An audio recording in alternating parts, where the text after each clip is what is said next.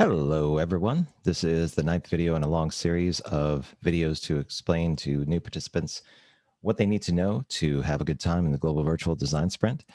Today, we're going to be going over the roles that you typically encounter when you're in a virtual design sprint and how they are similar to the ones that you would find in a regular design sprint and how to decide which role you want to do or you want to adopt.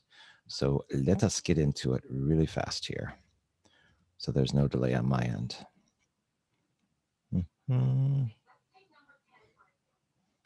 Okay.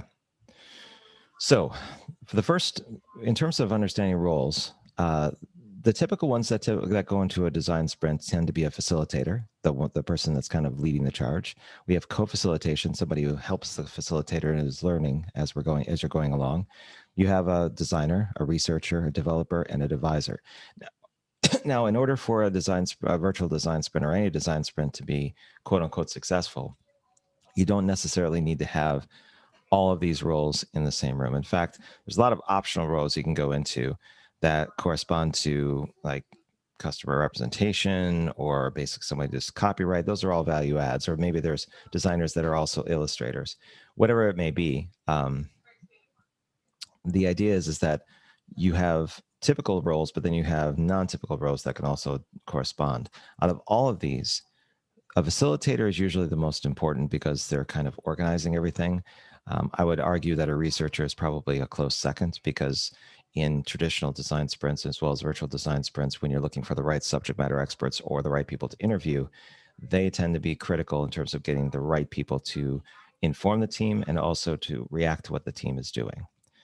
Now, when we go through each of these roles in particular, the facilitator's main objective is to make sure that everyone is on the same page about what they're doing at any given time. So they involve the structure, the collaboration of the group, the pace at what you're doing, and also they control the sprint literally. They're usually monitoring and engaging different people depending on what they're active with or what they need help with. Depending on their experience, they can call audible. So they can change things around if need be, if they feel the pace is too fast or too slow, or if there's another activity that's needed to kind of move the conversation forward. In my experience, people who are inclusive, have empathy, tend to have good instincts around how the team is working. And that includes on a virtual side as well as an in-person one. So typically a facilitator is holding the structure of everything together.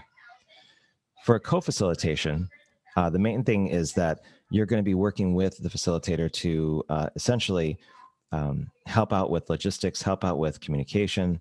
Sometimes you're given particular tasks to do in your role, but the idea is that you're working with someone that's much more senior. You're observing how they kind of go through things, how they handle troubleshooting, how they handle conflict resolution. And it's usually a great way of kind of tag teaming with someone because not only will you be in session with them to learn what they do and how they do it, but you'll start to understand how you approach the role and how you can basically do it yourself. So I always recommend people co-facilitate with a facilitator if they've never done it before to get some experience. And then from there, they can figure out if it's the right hat they want to wear or if it's something different. For designers, they tend to focus on the visual or the experiential aspects of whatever the group is going to be doing. There's this tendency, both in design sprints and virtual design sprints, to throw everything over the virtual wall and let the designer and the developer take care of everything that the team has done, and that's a mistake. Usually when you're going to the solution sketch and you're about to go into, like, say, storyboarding or making the entire kind of taking the conceptual stuff that you've been doing the first couple of days and putting it into like a more real or tangible prototype of some type. Usually a designer needs to be an art director. He needs to direct everyone else in terms of what their role is and what they can do based on their aptitude or what their ability is. And everybody can get involved in that spot, but it usually depends on how strong the designer is in terms of their leadership, how comfortable they feel in leading the group at that point.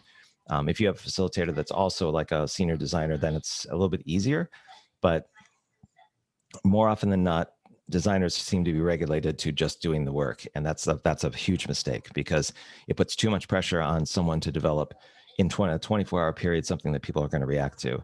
So I can't tend to push back on the traditional definition of how designers are looked at and kind of encourage them to be more of a leader when it comes to after the first 2 days to kind of lead the the conversation, be a teacher, guide other people in iteration exercises, and really showcase not only their ability to design, but also to lead in design related activities. With developers, it's kind of a interesting balance, because sometimes a developer can be a real pivotal member of the team in terms of being able to balance what's possible versus what's not possible. They're also a bridge into actually translating what designers and the team want to see and have people experience versus what's in reality. A big mistake that some design sprint teams do is that they regulate the developer to just basically contribute the first couple of days, and then they're on in days 3 or 4 of like a 4-day design sprint, and it's a mistake. Usually developers are essential for asking critical thinking questions around what people are doing, and just asking the questions so that everyone's not in groupthink mode. There are also people that know the boundaries of what's possible. Usually if they're versed in voice design, or they're versed in no code. So they'll kind of say, well, this could be possible, but this is where we're going to run into problems if you're trying to do things in 24 hours. And they're not trying to crash the party. They're just trying to be realistic about what is possible and what you want to kind of put in front of people when you want them to test.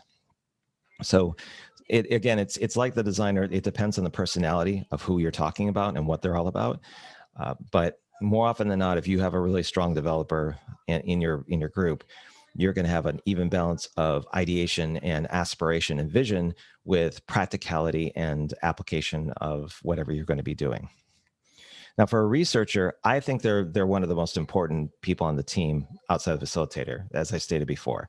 I won't get into it again, but the one thing that really helps is if you're somebody who's a natural facilitator, if you have a researcher who is a co-facilitator or is in that role, like I've done, that was where I did spend most of my time, was with researchers in that role when I was first doing design sprints for the first couple of years. It really makes a huge difference. So they can also tend to be conversational leaders, and they could constitute the energy of the team, especially if they're somebody who's working both sides, both in session as well as outside the session, to bring people in. So you usually want somebody who's really dynamic in that role, but if not, that's okay. But researchers also make for good co-facilitators if they've never done things before, because they're constantly taking information and figuring out what makes sense to do and what isn't. For advisors, this is a role that historically they tend to take a step back and just kind of speak or and give their opinions where it makes sense to do so. That's usually a good way of kind of approaching it. The one way that isn't really constructive is when they only come in a virtual design sprint 2 times. One at the end of Monday to help kind of figure out where the pinpoint is as a decider, and the same thing with the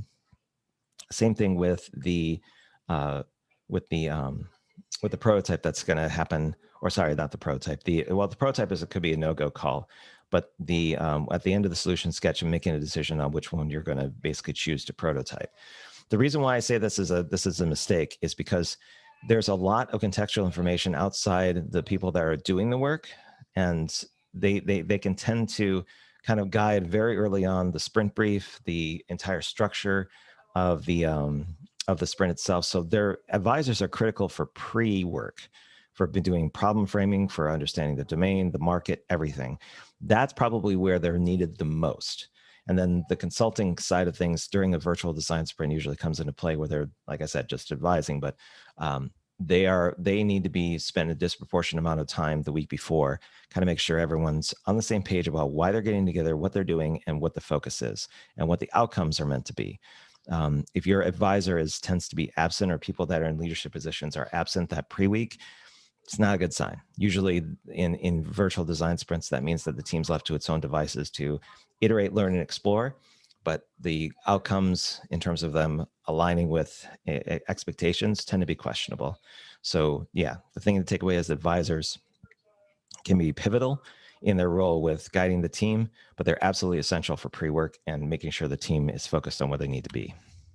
So when you're thinking about in the global virtual design sprint, which of these roles you'd like to take on, or some hybrid of them, you probably want to consider a few factors, like which one would be the most challenging and interesting, because again, this is simulated.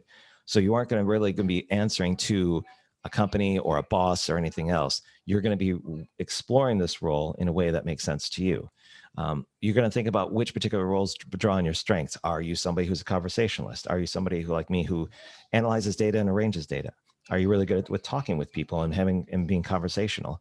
Are you really good with like no code tools and being able to take what somebody says and kind of put it into visual form? Kind of consider that as in your equation or I was going to say your calculus of what kind of role you want to do. And then finally, you can you don't necessarily just pin on one particular role in your thing. You can actually do a hybrid. Sometimes it's necessary if you only have 4 people, which is a minimal for a design sprint or a virtual design sprint. But chances are there's multiple things you can do. And depending on your bandwidth, you can basically mix and match different things. Like I can do the co-facilitation, also the research, like I mentioned before, or you're a designer taking on a facilitator, or you're a developer who's taken on a facilitator role or co-facilitator role as well. Just have a team conversation about what makes sense. And then all you have to do is self-declare like what you would really like to do. And if there are holes or gaps in the team on what needs to be done, that can be addressed before the sprint even starts in terms of what you are going to kind of leave off the table in terms of your outputs and what you can actually double down on when it comes to the process and what you're going to be developing. So that's all. This is all. That's it for understanding roles in a virtual design sprint and to an extended design sprint process. If you have any questions about anything that you saw in this presentation, do post up on YouTube, leave me a comment on LinkedIn, post up on Facebook, DM me, email me, whatever. I'm everywhere on social media. Love to hear get your opinion on what you saw. And I hope this finds you well. Talk to you later. All right. And I've got to shut this down.